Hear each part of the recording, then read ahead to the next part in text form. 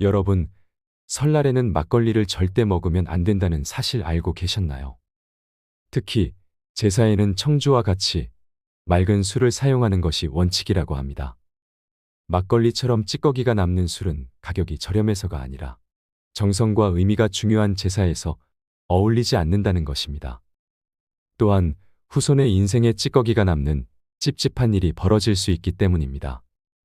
항상 열심히 정성을 다해 제사를 지냈는데도 조상복을 얻지 못하고 계신 것 같다고 느끼시는 분들은 오늘 영상을 끝까지 시청해 주시길 바랍니다. 조상의 은덕을 받기 위한 제사의 원칙을 말씀드리겠습니다. 올해부터는 명절 제사든 기제사이든 이 음식은 절대 상에 올리시면 안 됩니다. 분명 지금까지 여러분들은 이 음식을 상에 올리고들 계셨을 것입니다. 그동안 여러분이 지금껏 조상복을 제대로 얻지 못하고 계셨던 이유일지도 모릅니다. 여러분, 이 음식은 돌아가신 분들을 분노하게 하는 음식이고 또 오시지 못하게 하는 음식입니다.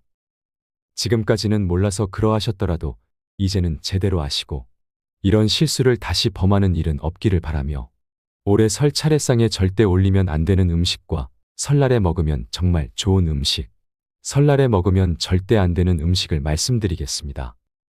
그리고 여러분, 우리 풍수에서는 산소에서 절대로 하면 안 되는 행동들이 몇 가지가 있습니다. 이는 조상복을 얻지 못하도록 하는 행동이라고 하여 절대 금기 사항이라고 말하고 있습니다. 아마 분명 여러분들 중에는 이러한 행동들을 하고 계시는 분들이 참 많으실 것입니다. 오늘의 이야기 꼭 들으시고 산소에 가시든 납골당에 가시든 절대 이러한 행동은 하지 마십시오. 오늘 영상을 끝까지 보시면 설날에 한 해의 번영과 몰락을 만드는 것이 무엇인지 알게 되실 거라 생각합니다. 영상이 마음에 드신다면 구독과 좋아요, 알림 설정 부탁드립니다. 여러분은 설날에 어떤 음식들을 드시나요? 올해는 이 음식을 꼭 드셔보시도록 하세요. 누구나 다 제사상에 올리는 이것, 지금까지 실수로 이 음식을 올리고 있었다면 올해 설 차례상에는 절대 올리지 마십시오. 반면에 반드시 제사상에 올리게 되면 조상님의 덕을 받아 큰 복과 재물을 가져다 주는 최고의 음식이 있는데요. 이 음식은 꼭 올리시길 바랍니다. 이는 한 해 운과 복을 기원한다는 의미를 가진 것으로 각각의 좋은 의미를 다 가지고 있는 것이니 이 음식을 꼭 드셔서 올 한 해 마땅히 얻으셔야 할 여러분의 운과 복을 다 얻으시기를 기원드립니다. 물론 누구는 그런 형식과 격식을 다 따져가며 어떻게 사냐라고 말씀도 하시지만 실제로 나에 대한 존중 그리고 가족들에 대한 존중과 대우 이런 것은 가족들의 행복과 번영을 만드는 최고의 수단이 될 수 있습니다. 이미 수많은 논문들에서 증명이 되었던 것입니다. 사랑이 넘치는 가정, 존중과 대우가 넘치는 가정은 동서양을 막론하고 어디에서든 행복함과 부유함을 얻는다는 것은 원칙 중의 원칙입니다. 올 설명절에는 꼭 이 음식들을 드시고 여러분에게 오래오는 번영의 기운과 행복의 기운을 다 얻으시기를 부탁드립니다. 설날에 꼭 먹어야 하는 음식. 첫 번째로 떡국을 먹어야 합니다. 떡국은 긴 가래떡을 썰어서 만든 것입니다. 장수를 기원하는 음식이기도 합니다. 이것은 한 해 건강과 무탈을 기원하는 음식으로 우리 조상님들은 설날에는 무조건 먹어야 하는 음식이라고 말씀을 하셨습니다. 하여 떡국을 먹어야 한 살을 더 먹는다라는 이야기를 하시면서 떡국을 먹지 않으려는 아이를 달래가면서 먹였던 음식이기도 하였습니다. 물론 현재도 새해에는 대부분의 가정에서 떡국을 먹을 것입니다.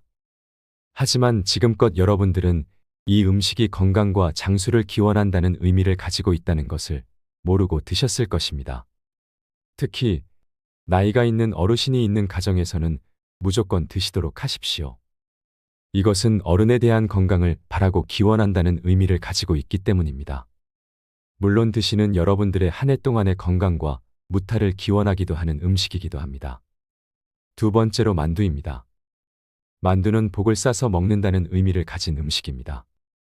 한 해 동안 모든 복과 운을 다 얻기를 기원하는 의미를 가진 음식이라는 것입니다. 물론 대부분의 가정에서 떡국을 끓이실 때 만두를 몇 개 넣어서 끓이실 것입니다. 이것도 아주 좋은 방법입니다. 하지만 정말 많은 가정에서 만두 빚는 것이 참 쉽지 않기에 만두를 드시지 않는 분도 있으실 것입니다. 동네 만두 가게에 가면 만두를 빚어서 파는 것도 많습니다. 저희 집도 매번 설 전날에 만두를 만들었었는데 올해는 몇 개 사서 먹기로 했습니다. 여러분 꼭 만두 드셔서 올해의 모든 재물복을 다 얻으시기를 기원드립니다. 세 번째로 잡채입니다. 잡채는 다양한 음식을 섞어서 먹는다는 의미를 가진 음식으로 올 한 해 인복을 기원하는 음식입니다. 여러분들이 일반적으로 드시는 비빔밥이나 그 외에 섞어서 드시는 모든 음식들은 다 인복과 관계가 있는 음식들입니다. 하지만 그 모든 것들 중에서 으뜸 가는 것은 바로 잡채입니다. 하여 생일상에서도 절대 빠져서는 안 되는 것이 바로 잡채입니다. 그 외에 대접과 존중을 한다는 의미를 가진 날에 절대로 빠지지 않는 것이 잡채이기도 합니다. 설 명절에는 잡채를 드시고 올 한 해 모든 인복을 다 얻으시길 바랍니다. 사람이 복이고 또 사람이 운인 것입니다. 네 번째로 식혜입니다. 여러분 사실 이 식혜는 설날 과식을 할 것을 우려하여 소화를 돕는 역할로 준비하였던 것입니다. 우리 조상님들에게 이것이 소화제였던 것입니다. 하지만 이 음식은 경도 잡지라는 책에 보면 부정한 것을 막는다는 의미도 가지고 있다고 나와 있습니다. 한 해 동안 불행과 고난, 불필요한 구설이 없기를 기원하며 먹었던 음식이 바로 식혜였던 것입니다. 여러분, 아마 요즘은 식혜를 페트병에 담아서 팔기도 할 것입니다. 그리고 여러분들도 설날 기름진 음식으로 인해 청양 음료를 많이 찾기도 하실 것입니다. 올해는 식혜를 사서 드시면서 청양 음료를 대신하시면 어떨까 싶습니다. 다섯 번째로 한과입니다. 한과는 존중과 대우를 나타내는 곳에서는 절대 빠지지 않는 것이고 우리의 전통이며 특히 이것은 어른들에 대한 감사와 존중을 의미하는 곳에서는 절대 빠져서는 안 되는 음식이었습니다. 그래서 이것은 환갑, 회갑 등의 잔치상, 또 그 외의 차례상, 어디에서든 반드시 자리를 하고 있습니다. 하지만 현대에 들어와서는 한과를 잘 드시지 않으실 것입니다. 정 드시기 싫으시면 차례상에 올라갔던 것을 드셔도 됩니다. 대신 여러분 꼭 드십시오. 그리고 혹 부모님이 살아계신 분들은 가능한 따로 한과를 마련하셔서 이것을 꼭 그분들께 선물로 드리세요. 그것은 그동안 나를 낳고 키우시기 위해 고생하셨던 분들에 대한 감사와 존중을 나타내는 그런 의미를 가진 것이니 꼭 잊지 마시길 부탁드립니다. 여섯 번째로 갈비찜입니다. 여러분, 우리 민족은 어디에서나 항상 가장 귀한 자리에서 반드시 준비를 하였던 것이 소고기로 만든 음식입니다. 그중 갈비찜은 최고의 대우를 말하고 또 부를 상징하는 대표적인 음식입니다. 우리 가족 모두 한 해 동안 어디에서나 최고의 대우를 받고 또 부유한 삶을 살자는 의미로 설날 꼭 먹었던 음식이 바로 갈비찜이라는 것입니다. 여러분 특히 이 음식은 우리가 먹는 모든 음식 중에 부와 유일하게 관계가 있는 음식이고 올해는 또 돈을 말하는 한 해라 여러분들 모두 꼭 드셨으면 하는 음식입니다. 저희 가족도 매번 설 명절 때마다 이런 의미 때문에 갈비찜을 만들어서 같이 먹곤 합니다. 물론 대가족인 경우 이것이 참 번거롭고 또 비용적인 측면에서 어려우실 수도 있을 것입니다. 여러분 굳이 비싼 한우가 아니어도 되니 조금이라도 드시는 것이 어떠실까 싶습니다. 설 명절에 갈비찜 꼭 드시고 올 한 해 모든 재물복 가득 얻으십시오. 일곱 번째로 전입니다. 여러분 기름에 튀긴 음식은 과거 우리 민족에게는 대접한다는 의미를 가진 음식이었습니다. 하여 중요한 손님, 귀한 손님이 오면 항상 솥뚜껑에 전을 튀겨 요리를 하였던 것이 우리 민족의 풍습이었습니다. 특히 설날 음식을 차례상에 올리는 것은 조상님들에 대한 존중과 대우를 의미한다는 것이고 이 음식을 우리가 먹는 것은 항상 존중과 대우를 받는 삶을 살아가기를 기원한다는 의미로 그러했던 것입니다. 물론 많은 분들이 차례상에 올렸던 전을 드실 테지만 전이 드시기 싫더라도 꼭 드셔서 한 해 내내 복된 삶을 살아가시기를 바랍니다. 설날에 절대 먹으면 안 되는 음식, 제사상에 절대 올리면 안 되는 음식. 첫 번째로 설날에 찬 음식은 절대 드시는 것이 아닙니다. 설날은 찬기운이 아주 강한 시기라 이때 찬 음식을 먹게 되면 한 해 내내 소극적인 삶을 살게 되고 또 불임을 당하는 삶을 살게 된다고 해서 절대로 피했던 것입니다. 그러니 설날에는 절대 식은 음식은 드시지 마십시오. 하나를 드시더라도 무조건 데워서 드시고 따뜻하게 만들어서 드시도록 하십시오. 그래야 올 한 해 여러분의 번영의 기운이 절대 꺾이지 않게 됩니다. 설날에 떨어진 음식은 절대 드시는 것이 아닙니다. 과거부터 설날에 먹는 음식은 절대 천하게 먹어서는 안 된다고 하였습니다. 하나라도 흘린 음식은 절대 드시지 마세요. 설날에 떨어진 음식을 주워 먹으면 이것은 한 해 내내 천하게 산다는 말이 있습니다. 우리 조상님들도 절대 금기 사항으로 여겼던 것입니다. 간혹 음식을 차리다가 흘린 것, 또 음식을 드시다가 흘린 것이 있으시면 설날 당일만큼은 아무리 아까워도 무조건 버리십시오. 그래야 올 한 해 모든 번영의 기운을 다 누리시게 됩니다. 두 번째로 오징어는 제사상에 결코 단독으로 올리셔서는 안 됩니다. 오징어는 문어와 같이 올리거나 무조건 다른 생선포와 같이 올려야 합니다. 그 이유는 문어의 의미에서 먼저 찾을 수 있습니다. 뛰어난 지능을 가지고 있는 문어는 부모의 자식에 대한 사랑과 희생을 상징하는 좋은 생선입니다. 그렇기 때문에 생오징어의 부정한 기운을 식혀줄 수 있습니다. 생오징어가 왜 문제일까요? 오징어는 아주 흔하게 잡히고 또한 서로를 뜯어먹기도 하는 어종이기 때문에 이것이 제사상에 올라가면 부정적인 의미를 갖는다고 합니다. 마치 자식들이 서로를 물고 뜯고 싸우는 것과 같다는 것이죠. 하지만 바다가 있는 지역에는 오징어를 제사상에 올리시는 경우가 많습니다. 그렇기 때문에 오징어는 자식 사랑을 의미하는 문어와 같이 올리시거나 어포와 같이 말린 생선이 있을 때만 같이 올리셔야 한다는 것을 기억하세요. 제사상에 올리면 안 되는 음식 두 번째, 치자로 끝나는 생선은 절대 올리지 마세요. 치자가 들어가는 생선은 비늘이 없기 때문에 제사상에 올리지 않습니다. 비늘이 없는 것은 미끄럽다는 의미를 가지고 있습니다.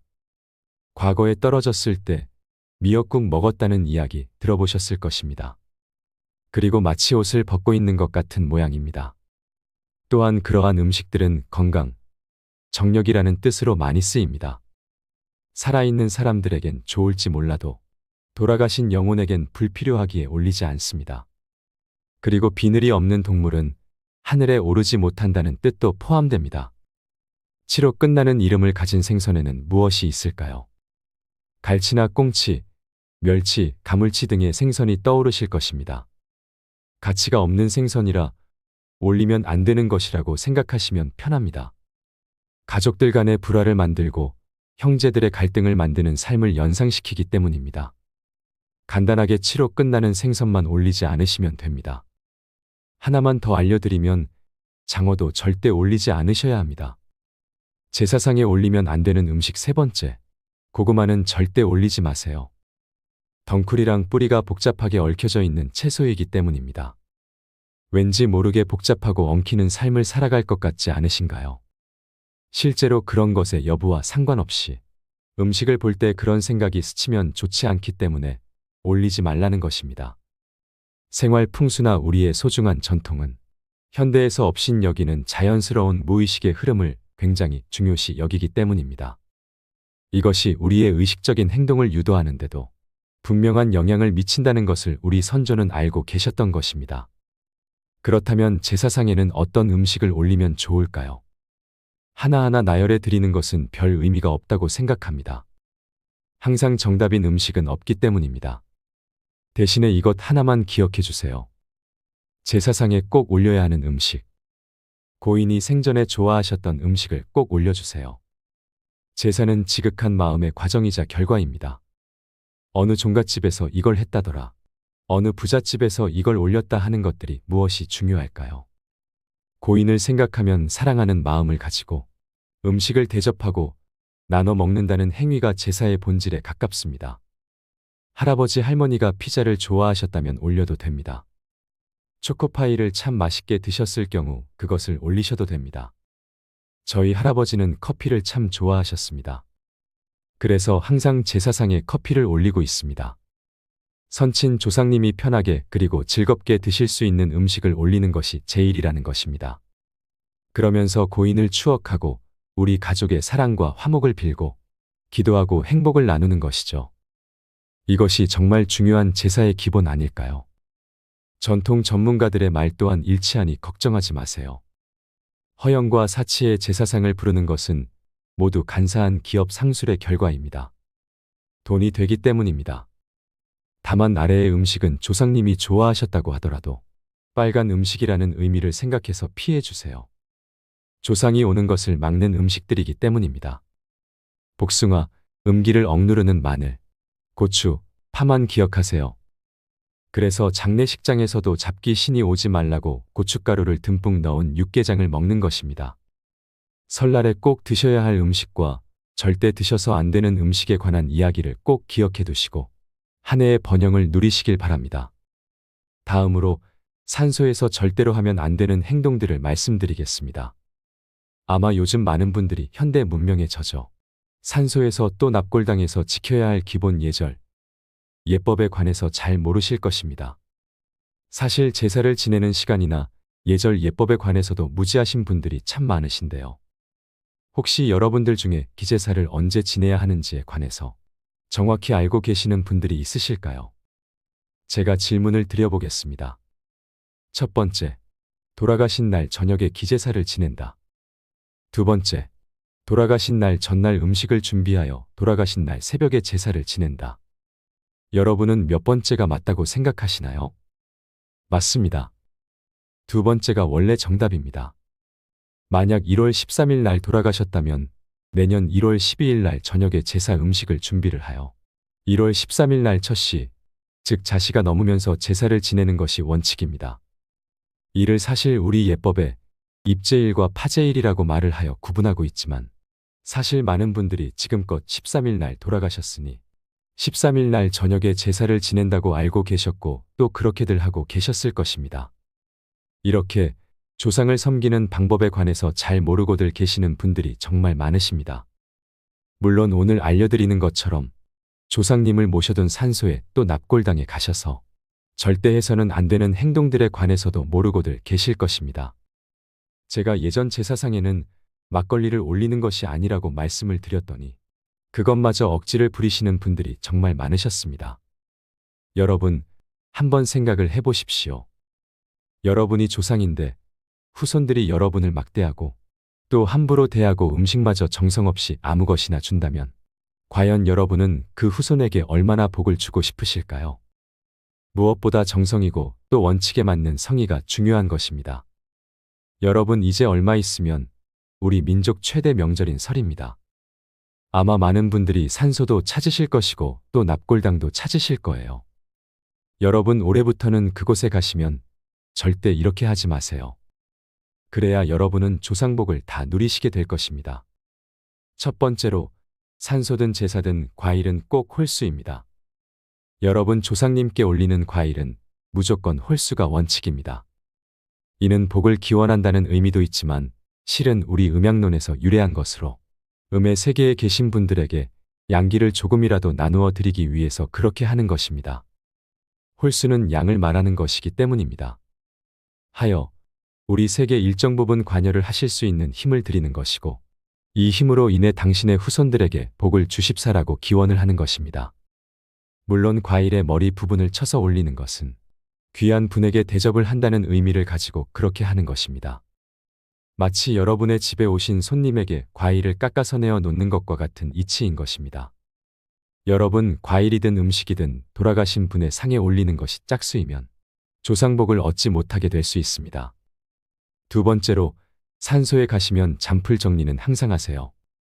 집이 편하고 깨끗하면 생활하기 좋으시죠. 조상님도 그러할 것입니다. 이 산소나 납골당은 그분들의 영원한 집이니까 말이죠. 하여 늘 주변 경관을 시원하게 잘 바라볼 수 있도록 잡초나 돌뿌리 그 외의 아카시아 나무나 잡목들은 항상 깨끗하게 정리를 해주셔야 하는 것입니다.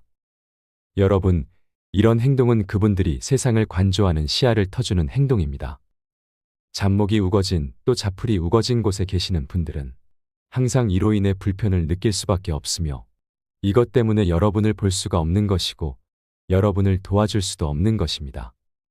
항상 산소에 가시면 제일 먼저 조상님이 누워 계시는 곳에서 보아 그분들의 시선에 불편함이 없도록 정리부터 해주시면 좋습니다. 그렇다면 조상복을 제대로 얻게 되십니다. 세 번째로, 항상 먼저 인사부터 하십시오.